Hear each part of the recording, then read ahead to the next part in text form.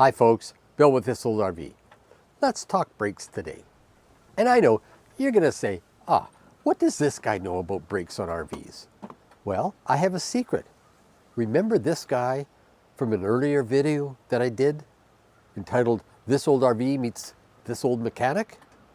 Well, that guy is Brian, and he's a subscriber, and he's become a friend, and he's also a retired heavy equipment mechanic. Now he knows everything about brakes on RVs because it's all small stuff. Even though Monty's fairly big, it's a 30-foot, that's not that big, but it's a 30-foot Class A with a Cat diesel and Allison transmission and all that stuff. So heavy, fairly heavy components for a 30-footer. Well, that's small potatoes to Brian because he's used to dealing with logging trucks, mining equipment, all the heavy equipment that goes with mining and logging in British Columbia. But he loves RVs and he loves Monty. I think he's going to be Monty's godchild. So he's on speed dial. Whenever I have issues, I call him up and say, "Hey Brian, what about this?" Well, I called him yesterday about the brake thing that's on my mind. And I asked him, is checking your brake fluid really that important? Because a company called Tesmen gave this to me, and they asked me to review it, use it on our RV and see what I thought. I had never seen one of these before. It's a brake fluid tester. So I phoned up Brian. I said, really, what is this? And is it that important? And he assured me that yes, it is. He said that having the quality of your brake fluid checked regularly is important. And I know for us, we have the Monty serviced once a year, at least. And we always have our brakes checked. We have our fluids changed and all of that. But I don't think the service center checks the quality of our brake fluid. I don't think they go into the reservoir and check whether or not there's moisture in it. So that's apparently what this thing does. And we're going to try it out on Monty. So what Brian said was that when he was working on equipment, especially equipment with high pressure, he said even 1% moisture in the brake system can really foul things up. And what Tesmen says in the instructions with this device is that if your fluid level is around 0 to 2%, it'll warn you and it'll say, that's okay. 2 to 3%, you get a warning signal on this thing apparently.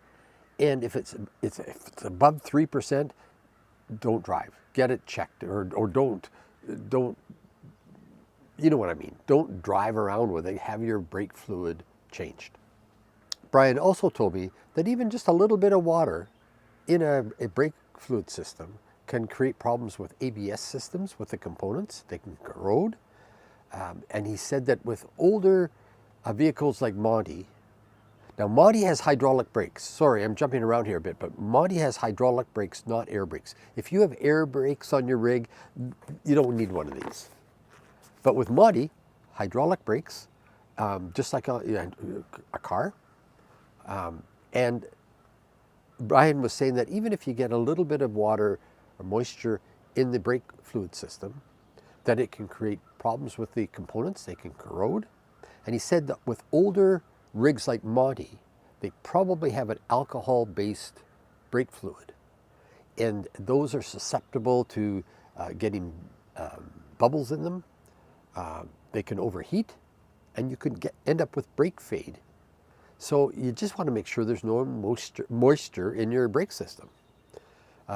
Today's brake systems, he said, the fluids are typically silicone-based, and they're less prone to overheating or corroding, that type of thing.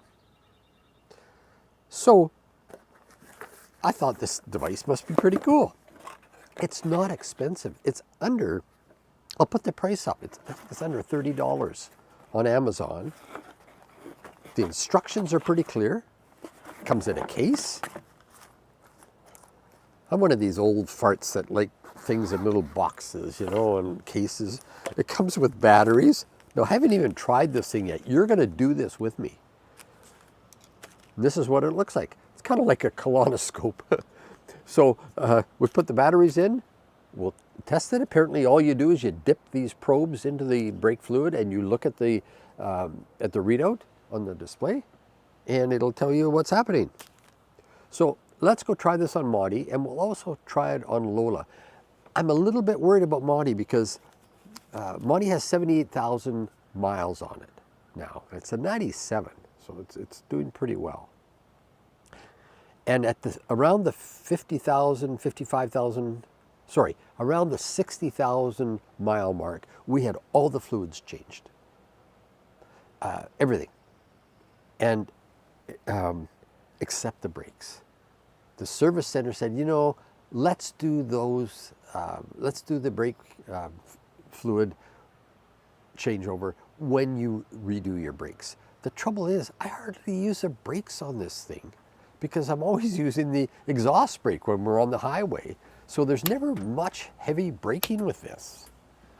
You know, when you're into towns and so on, I'm lightly applying the brakes. So these brakes are lasting forever. They're still at 80%.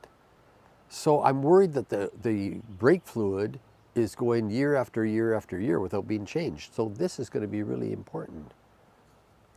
I'd like to see what's happening with it. And I suspect a lot of us out there are not really changing our brake fluid frequently.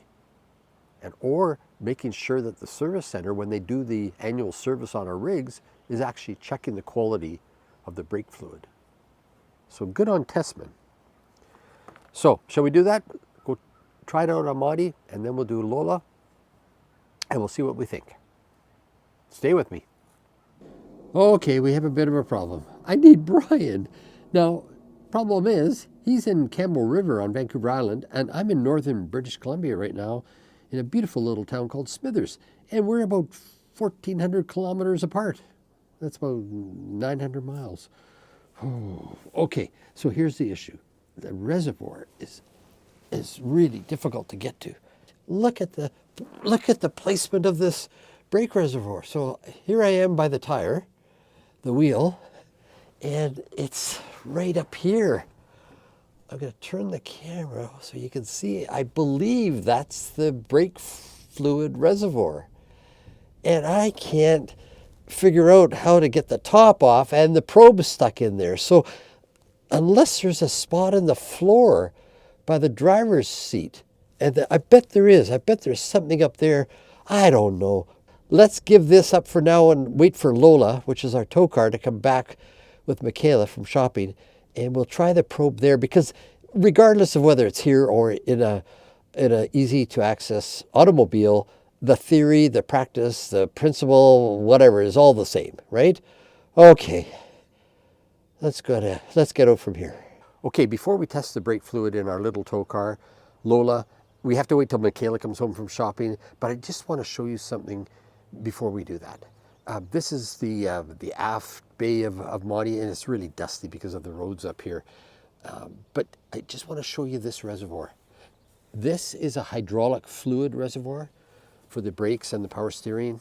But it's not the brake fluid reservoir, so please don't mistake the two. If this was the brake fluid reservoir, what a dream to try to test it. You know, the probe would go into that so cleanly and neatly, but unfortunately that's the wrong reservoir. My hope was that was, when I first bought Maudie, I thought, oh wow, look at that, but that's a lot of brake fluid if that was a brake fluid reservoir. Okay, now we'll just wait for Michaela to come home and we'll finish up our little project here. Okay, our little tow car Lola is home.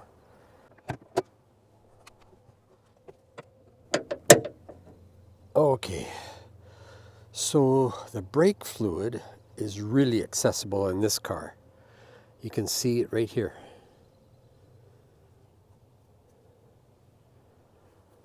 So let's get that cap off, but we'll get the brake fluid tester ready to go first. Okay, so let's get this thing organized. So this is the way it came. Little case, instructions, and 2 batteries.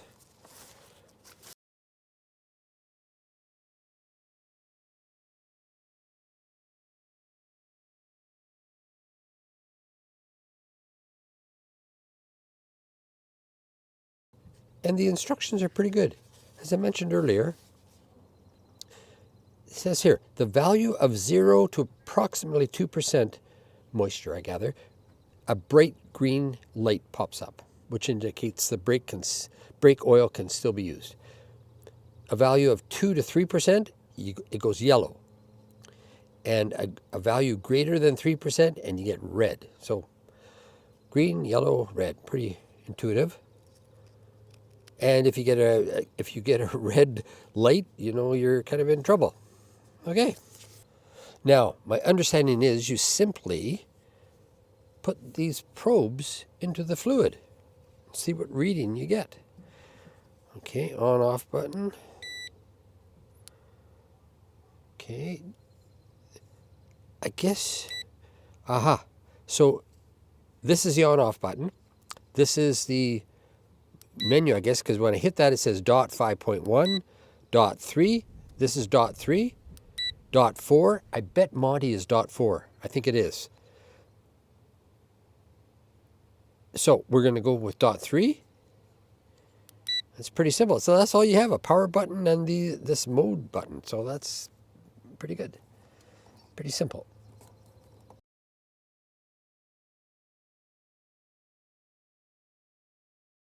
Lid is off. I always drop these things. I'm going to put it on the ground with a towel.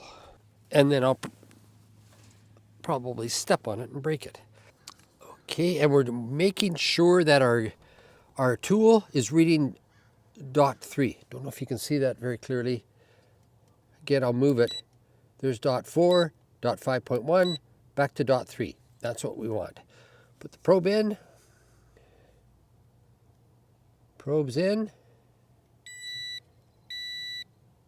And it's reading 2.5%. And remember, 2 to 3 is acceptable. Above 3 is not acceptable. So we're just under. So I would have preferred to be in the lower range of 0 to 2%, but we'll live with 2.5% for now. Pull it out. And it stops. Oh, that's very cool. Now, I'm trying to get myself into view to say goodbye. So we have to figure out how to do this with Monty, right? And then Bob's your uncle. Everything's good. Thanks for watching. I'm going to post a link for this thing on our site. See you next time.